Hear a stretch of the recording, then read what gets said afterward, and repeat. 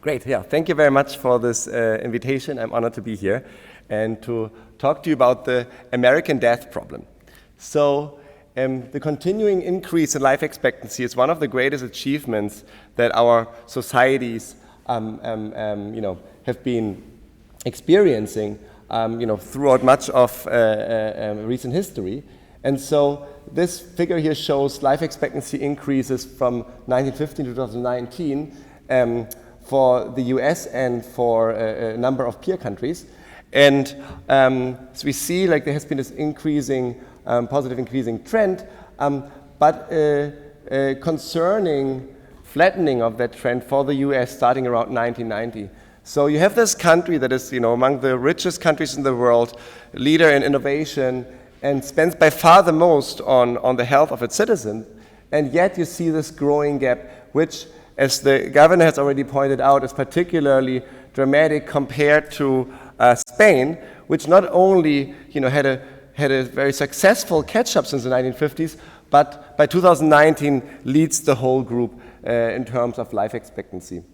So if we zoom in to the period from 1990 to 2019, we really see how dramatic this increasing gap is. By the way, life expectancy is a summary of mortality rates, age-specific mortality rates in a given specific year, right? And the actual number of years somebody born in a given year can expect to live is typically longer than the life expectancy, because we see that, these life expectancies, the annual life expectancies measures are increasing, even though now for the US you doubt whether that is the case. And so we see in 2019 there was a gap of 3.3 years, it's a dramatically large gap. And then, of course, the pandemic came around and things got even worse. This is the 2020, the US had the strongest decline among all of those groups. And then in 2021, while all other countries had increases again, you see even Spain, that was hit, of course, we know particularly strongly, it's an almost full recovery. The US actually declined even further. So the big question is, why do Americans die so much?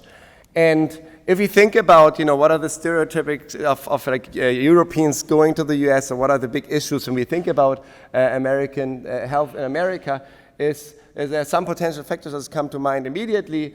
One is high and growing income inequality. It's particularly the fact that many poor are without or any health care, without appropriate health care. Then there's, of course, a legacy of racial disadvantage. It could imply a lot of health issues for minority groups, and especially for Black Americans. And then there's a number of non-health external factors, such as opioids, guns, potentially cars, suicides, that we might think matter particularly at younger ages. And indeed, the existing literature, in terms for the first point, the high and growing income inequality, has found steepening income life expectancy gradients, especially among young adults. So, for example, most recently, Raschetti and his co-authors in 2016 showed steepening gradients in individual level linked tax income data. Then there's a lot of literature now finding causal evidence of racial discriminations, especially in healthcare. So this could speak to the second point. And then there seems to be a popular notion that what's happening to the US might be driven by young people dying of external causes. So what we are going to look at today is we analyze and try to shed light on these different factors. So first we're going to ask how much can mortality inequality and racial disadvantage explain. In particular, what we are doing is we compare those trends also to mortality inequality in peer countries, and we look at what happened during the pandemic. And then in the second part of the presentation, towards the end, we're going to look at new results on the ages and causes that are driving the US disadvantage. And I will not talk about the role of opioids and the role of education a lot, because we have the major expert, leading expert on those topics here in the room, in the Chris room. We will talk about it right after me.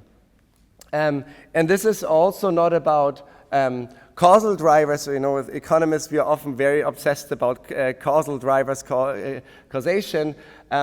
This is really more about taking stock of the mortality development, which is just like so important, what we just see in the aggregate data. The analysis of inequality is based on 3 papers with Janet Curry and co-authors that were published in Science, PNAS, and JAMA over the past years. The core findings, we see that the American death problem is not explained by income or racial inequality. In fact, mortality inequality declined at younger ages, which is great news. Another great news is that Black Americans have strongly caught up. So racial inequality in mortality has dramatically been reduced. And that is not just about white despair or decline in white life expectancies. It's not driven by the opiate epidemic. And the pandemic temporarily reversed those trends, so increased again racial and income inequality. However, the US as a whole is falling behind dramatically. And again, it's not just all about opioids. And not surprisingly, mortality inequality in the US is much higher than in Europe. But it's not the driver. It's not just like that, as long as you're in the rich parts of the US, you're fine.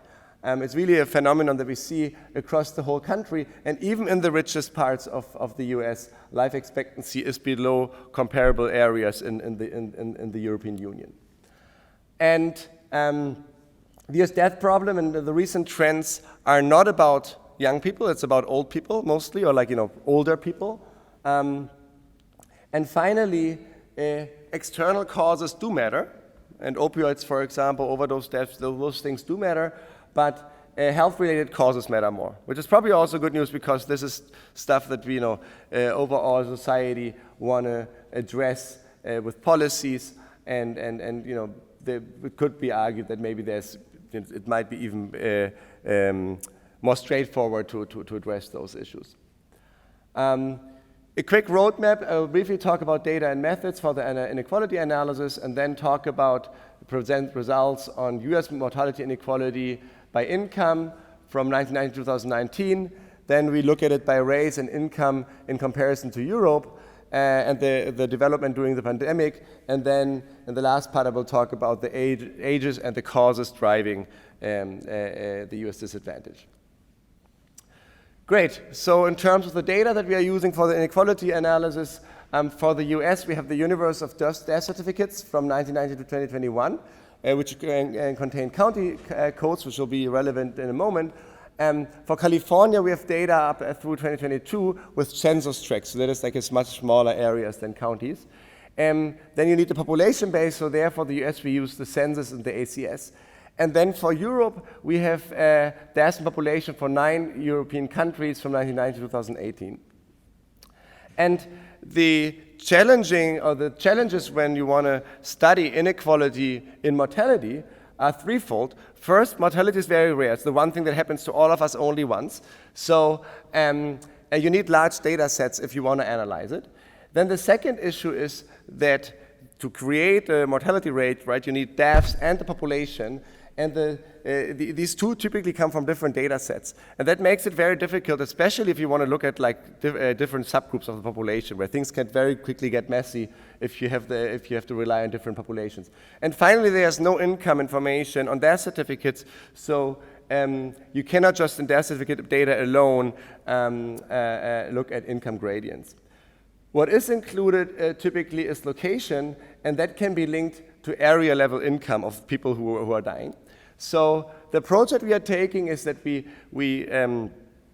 divide the mortality data into small areas, rank those areas by income, and bin them into percentiles of the population, and then calculate mortality for each percentile bin. And that allows us to answer questions such as, how does the 1% living in the richest US counties compare to the 1% living in richest European areas? Or in the California data where we have the census tract information, how did the pandemic impact the 1% living in the richest California census tracts compared to the 1% living in the poorest California census tracts? And the advantages are that you can include the entire population at all ages. So for example, the linked text data that Raschetti and his co-authors are using is only for older populations, also only for those who have filed, who are in the system, which is not the entire population. You have many more years, and you also have causes of death that you typically, in those linked data sets, you just know the vital status of a person, but not the cause of death. You can account for compositional changes over time. So Chris will talk more about this a little bit about in terms when we look at like educational gradients. But it's always tricky when like groups change over time and then who is in which group, you know, it could be selection. But if you just have all these little areas in the country, even if one area improves economically, you can just stick it somewhere else in the distribution and keep the relative ranking consistent over time. And then it's applicable to most countries because most countries have death certificate, all of them have death certificates, population data, and typically you have information on an area that you can link to economic conditions. The big disadvantage is, of course, that you look at areas and there could be inequality within areas that you might not account for. So when thinking about this approach, one useful benchmark is to say, okay, how are the gradients that we are finding in this, let's say at the county level aggregation, how do they compare to gradients that we see in the individual level data? And I already mentioned this famous research by Raschetti and his co-authors that is based on individual level linked text data. And so we can compare these two. Let me just show you briefly how that looks. So here on the x-axis, we have average income for each percentile group. So we have like and this is in logs. And on the y-axis, we have the life expectancy at age 40, and that is typically what you can look at in the text data. And you see those the blue circles is the life expectancy for those different income groups in 2001 based on the Chetty text data, and 2014 are the green circles. And we see it's at the beginning it's quite flat at low levels, then it really steepens, and then it flattens out again. So whether you make 1 million or 3 million won't make you live that much longer. And then the blue and green solid circles in the middle and the steep part, these are the gradients that you get in terms of the when you do the county level aggregation. So we can zoom a little bit in, like let's just drop the bottom and top 10%. And what we see is that those gradients actually line up very nicely. And especially like in the steep part of the distribution, this is the part that we think is like probably the most relevant, there we see that the gradients are very similar. And if anything, actually the county level gradient is steeper, which is maybe not so surprising, but what tells you is like if you would interpret this in a causal way, it means like if your personal income increases by $10,000, that increases your life length. But if your personal and all of your neighbors' income increase by $10,000, then the increase in your life length is even higher. Great. So with this little background on the method that we are using, let's look at some trends for the US from 1999 to 2019 that is based on this 2016 paper where we started working with this kind of methodology. And we're going to see a bunch of figures going forward where we on the x-axis we have the percentile. And so now this is not the income in each percentile, it's just like the percentile itself, right? And I just put the income when I compared the results to Chetty to make it like more comparable across different approaches.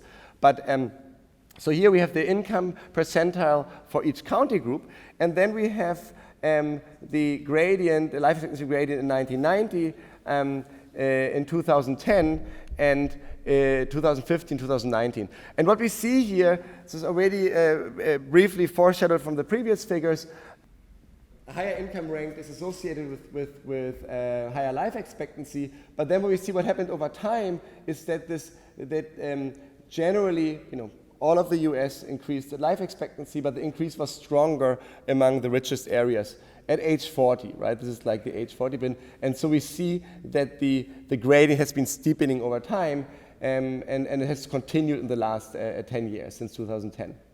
However, this is a life expectancy at age 40. If you look at life expectancy at younger ages, we see, if we look at below age 40, we see again a steep grade in 1990, but we see that it's flattened dramatically because the increase was much, much stronger in the poorest areas compared to the increase in the richest areas. Great, so if we look at overall life expectancy at birth, we see that it has not really, the inequality hasn't increased, it hasn't steepened a lot, it has just been like shifting up pretty much parallel. And of course we care particularly strongly about those younger ages because on the one hand, this is reflecting more what actually has happened in those decades, right? Because at older ages, of course, mortality mostly is determined by what happened over your past lifetime rather than the last, couple of years. And of course, this is also the future of the country. So if you really think about like what has been happening to US mortality in terms of income inequality, it's actually pretty good news that those gradients have flattened over time. It's fighting with me, those slides. There's something. Okay, great. So we see that the American death problem is not driven by increasing mortality gradients. So what we want to ask about, how do things look like if we look at different racial groups? And we also want to compare the mortality inequality that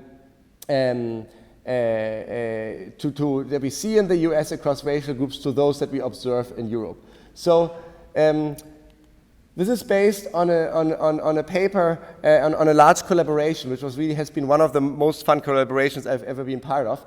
And this collaboration is thanks to James Banks, who's also here with us today. And James had the idea about saying, like, look, in the science paper, you have this method that can be really used in many different countries. Why don't we just reach out through his Institute for Fiscal Studies network and talk to all kind of amazing people across Europe in different countries and ask them if they don't want to replicate this approach and see how it looks in different countries. And then I got a lot of questions over the years. People are like, how do you fund this? How do you manage all of this? And so on. So the magic, what James did, the idea was just to say, look, we have a special issue of fiscal studies and every team gets its own article there, writing on one country alone. And everybody was so excited to do that. There was so much energy and I think it took maybe 1.5 years or something, right? And was the pandemic and we met on Zoom and it was really one of the most fun Zoom meetings always. So as kind of a byproduct of this big collaboration, we created this one paper that put things together. And it features a bunch of those figures. There's a lot of going on. So let me explain you what you see here. So this is now for age 0 to 4, and I show you different ages as well. For 3 years, 1990, 2005, 2018. And now on the x-axis here, we have poverty ranking, right? So higher rank means poorer. And on the y-axis, we have mortality rates, right?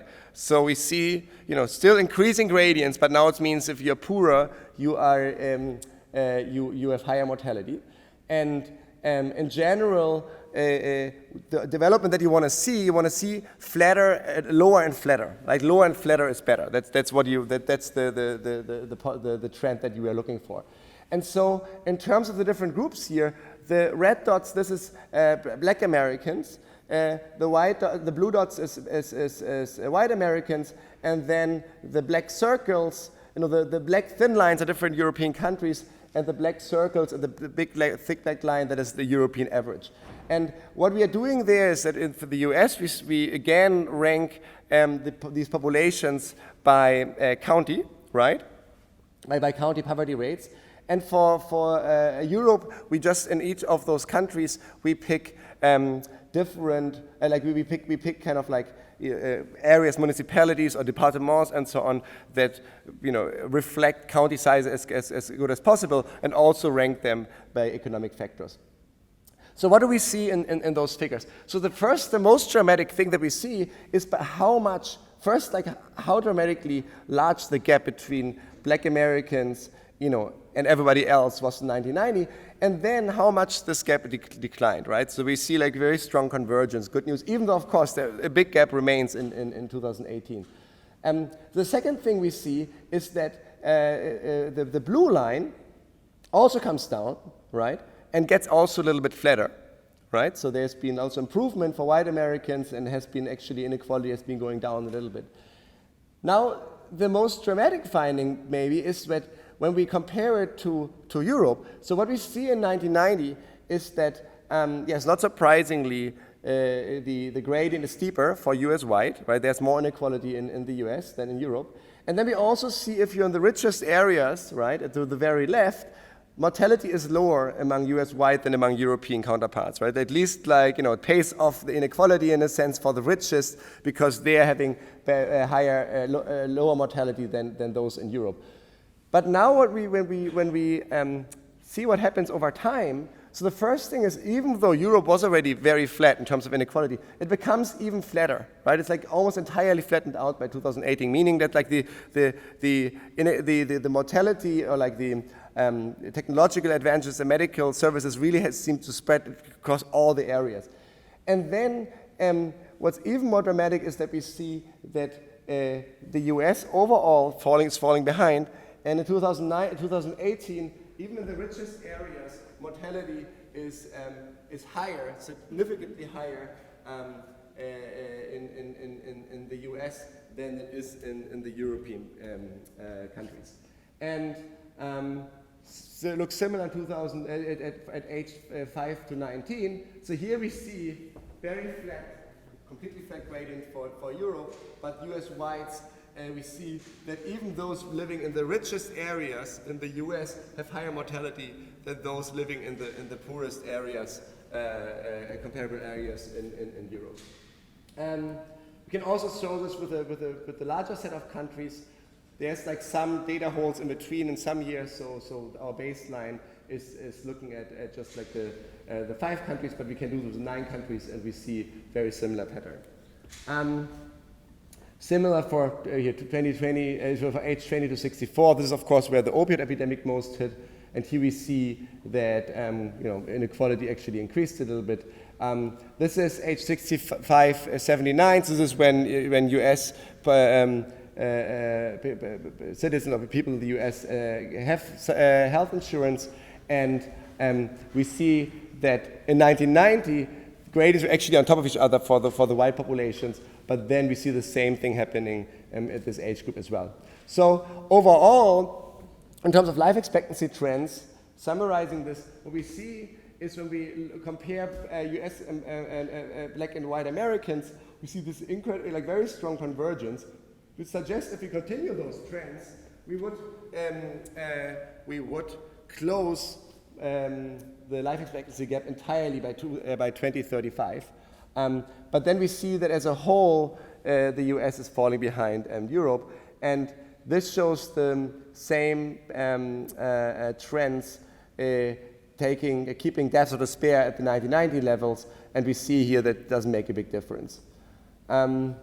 Great. Just very briefly in terms of what happened during the pandemic. So there we are able to get data for California with the census tract level, and so that allows us to get those very fine gradients, right? Finer gradients than just at the county level. And what we see here now on the x-axis we have household income, on the y-axis life expectancy. So again, like a positive gradient. And what we see that between 2015 and 2019. These are all these like dots that are on top of each other. It's very stable, right? The gradients. But then with what happens in the pandemic, almost nothing happens in the richest areas, and the poorest areas are hit dramatically. So we see like a difference of 5.5 years loss of life at the bottom. So kind of like the pandemic policies, lockdowns that worked for the laptop class, for the kind of people like us who could stay at home. The virus didn't reach us, the lockdowns didn't hurt us,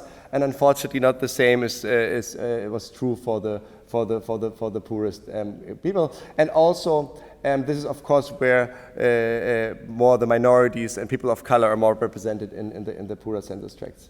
Some good news for 2022, we see closing again, and of course that's something we will most likely see continuing happening as we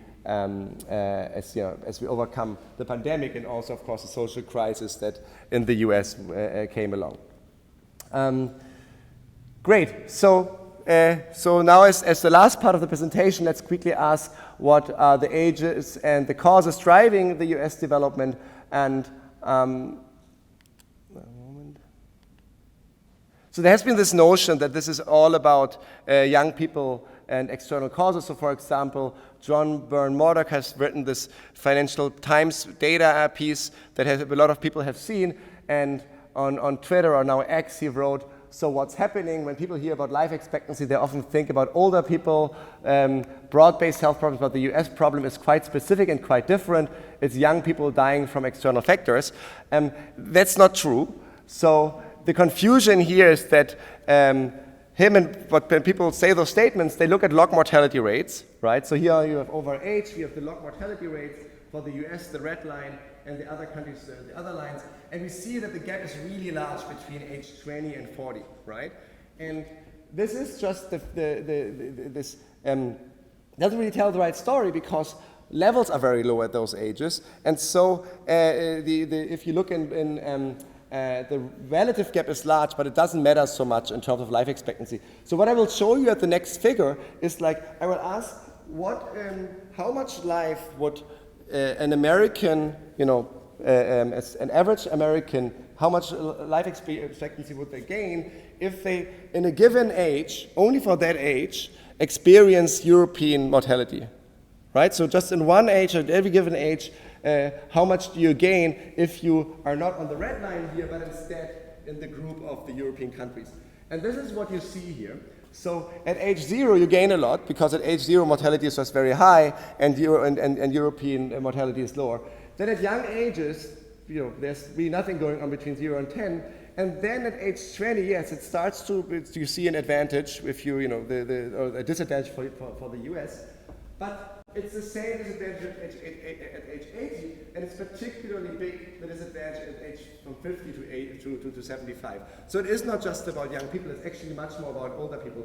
And if we look at what happened between 1999 and 2019, we see that the increase here, what happened was that the US lost its advantage at those older ages, and while overall profile shifted, it was a particularly dramatic development at those older ages. So it is if anything, more about older people than about younger people. And then finally, in terms of causes, and here I take Spain as a benchmark, Spain is what should be possible for the US. So let's look at different causes. How do they compare? And what I do here is I take US life expectancy and mortality rates, and I just swap out for one cause the US rate with the Spanish rate. If we look at something like cancer, we see actually the orange line is pretty much on top. So the US and Spain are doing very similarly on cancer. Cardiovascular, that's one of the biggest individual drivers here. So if US had Spain's cardiovascular mortality rates, life expectancy would be much higher, but we actually don't see a lot of change there.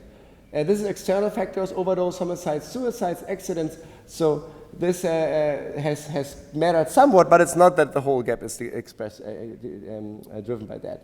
And then we have a bunch of smaller causes that seem to, where Spain has done a little bit better, but not that much. And I'm almost done. The question is just how much can we close the gap if we group all of this? So cardiovascular and external mortality already, makes the US catch up pretty much, but it would still end up at the bottom of the group in 2019.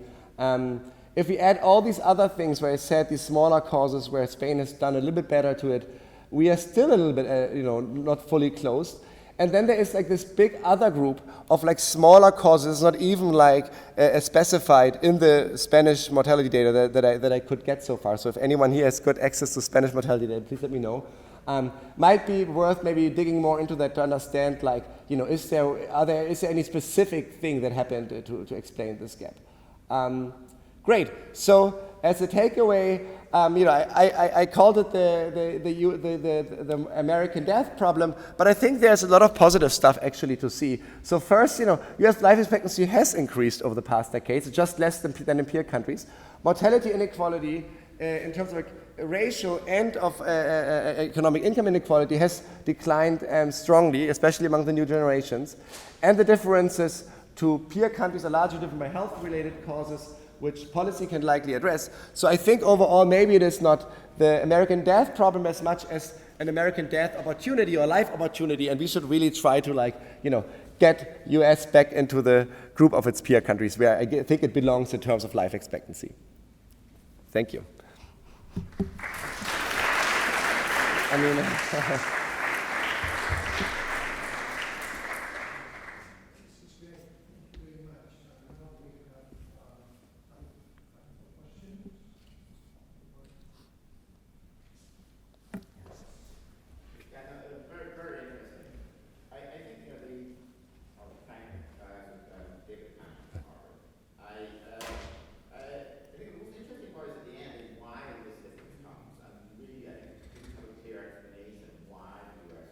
badly. And I just wonder if you push this back to causes of death, but if you can then push the causes back to the risk factors, and so the big risk factors tend to be smoking, obesity, air pollution, and those risk factors are actually common among many causes of death. So I just wonder if you push it back to risk factors, what are the that may be a more interesting way of describing why the US is so different from Spain. So I mean, the first thing is I agree that we don't have an explanation yet. So whenever you read something in the news or on Twitter and somebody's like, here's what's going on, and you have all these like pundits these days, whether it's the Financial Times guy or Matt Iglesias or Ezra Klein, they all know what's going on, but I can assure you we don't know yet. So I think the cause of death, I think they're just a natural starting point, right? It's something we want to see. It's also interesting, actually, that like the U.S. isn't doing so poorly in terms of many causes. In terms of the risk factors, it's just typically more difficult to get good population representative data, but that will definitely be a next step. When it comes to smoking, I mean, any of you who came from the US here to Spain, it's always like, you're always like, wait, are these people actually all smoking? It almost seems unreal. And I think the US is doing very, very well in terms of smoking, and I think there might be a dividend, a life dividend coming along its way in the decades to go. And I think it's also like, I think Spain, as much fun as smoking and is, I think it would be good to push back a little bit on that, because it's just known to be a major driver of premature death. But I think, I mean, the first main thing is data availability, and already like putting together those causes. I mean, this has taken me a lot of time, and just like making things sync up across countries, and even just getting the data. Isabel. Thank you. So I was wondering, when we look at these causes of death, do you have an idea to what degree that could be driven, these differences could be driven by the fact that access to healthcare in the US is just extremely different to Spain, where you can get anything at any time. Well, maybe you wait. I think wait times is the thing in the Spanish healthcare system. But do you have an idea how that influences? Because I also think it's probably harder to get Americans to say, like, why don't you have a more relaxed, more social lifestyle where social interactions matter more? Because I think these are important parts of our health. Do you have an idea what the healthcare system? Because also you looked at other European countries. Do you have some variation in healthcare systems there, or in access to healthcare? Yes, I think these are some very important points, and especially the first thing when we talk about health insurance, we typically say in the US, oh, not everybody has insurance, but of course that has been now improved with the ACA, even though still a small share of people has no health insurance. But health insurance, healthcare access, I think is a very, very important point. And there has been, luckily, some, at least from the academic side, some recent push there's this book by Amy Finkelstein and Leron Einaf who talk about we really have to improve access.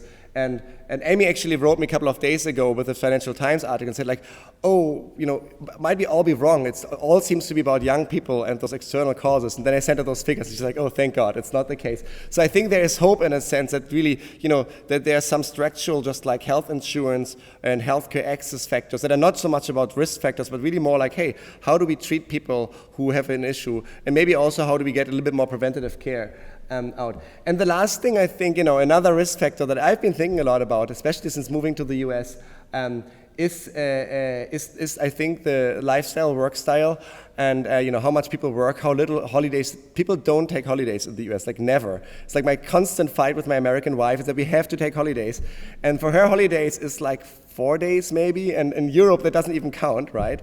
And and yesterday when I wanted to take a stroll outside and like go a little bit shopping, I was sitting all day in my in the hotel room. I didn't see the sun once and worked on those slides. So I hope I don't have to pay for that in the future. Yes.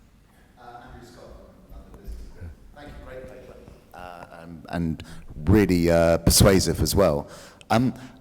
I spent an afternoon looking at some data. You spent months and years, so this is just a question. When I was looking at US life expectancy age 65, that's carried on increasing in recent years, even the years when life expectancy in total has been declining. I just wondered whether that was just the data I was using or what you find. I know that doesn't explain the gap with other countries, but it runs a little bit counter to your finding that it's all at older ages. No, so in general, life expectancy has increased. At 65? But for everybody, but just not as much as in other countries, and also Right. at 65. But what I found was that when life expectancy in total was falling in the United States, it was increasing at 65. So I just wondered if... So it's not really falling. I mean, in the US, what we see at the very beginning, it has pretty much flattened out. I mean, pre-pandemic, right? And sometimes there's some like, in some year, maybe it has declined a little bit, but then they revise it the next year. They didn't decline, but then it could decline. The media, we all are so obsessed about bad news that, this is always the headline. It's like, oh, it has not really been declining. Yes, but in part that is just due to, like the overdose deaths. They're particularly strongly hitting at those at middle ages. And again, this is where also mortality in general is lower, so the levels are lower, and like you can shift that more easily around. So it's, I mean, I think you can look at all of those patterns from a million different perspectives, and you can cut it up in different ways, and you can do it by relative and absolute and everything. And so I think that's why I always try to, like, in between zoom out a little bit. And whenever I see something in the media, I first don't want to look at it because I know this will get me annoyed. And then like some friends send it to me, but then it's a really good motivation to come up with a new figure to counter whatever they say. What's the explanation? So I think overall it is a story where like there's something very broad happening, but there's also like broad opportunities probably to improve the state. Yes, Carol.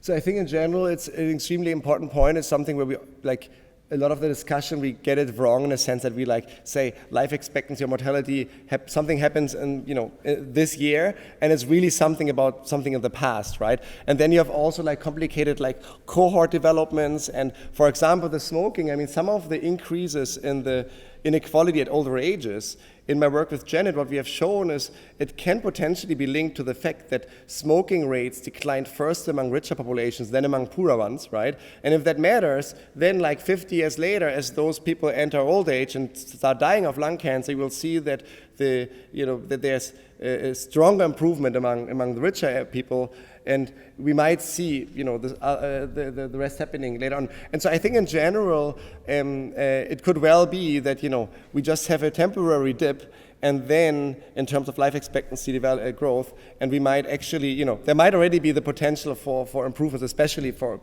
smoking. Another factor is that there is the baby boom cohorts are at the moment aging, and for some weird reason, I think it's not fully understood yet, they're quite negatively selected. So throughout their lifetime, you see like, less education, lower incomes, and so on. And they might be part of also the US dip. So there could be factors that are even just like, maybe already resolved in a way.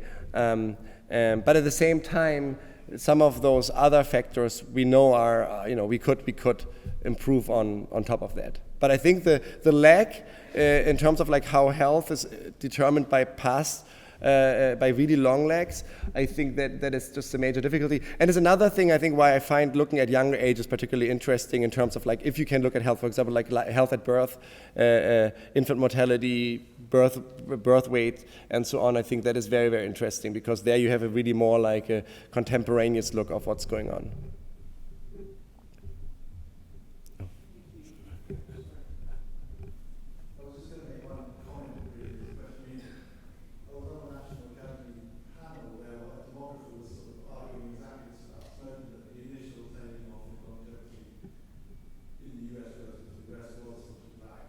Mm-hmm. Expression of the smoking differences in the 1950s and 60s.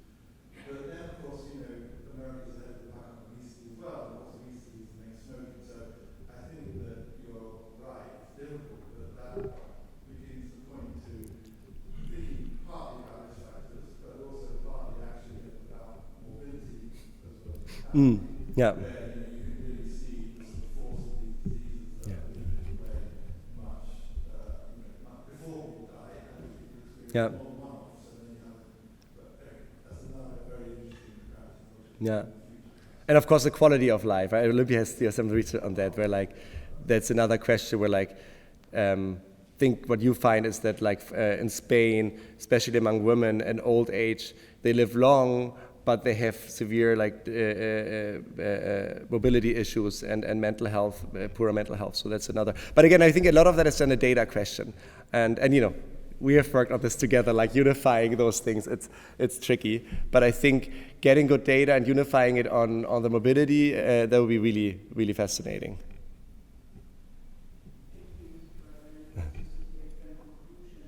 I was actually going to ask you about gender, if you had done any of these comparisons using gender, and if those change in any way.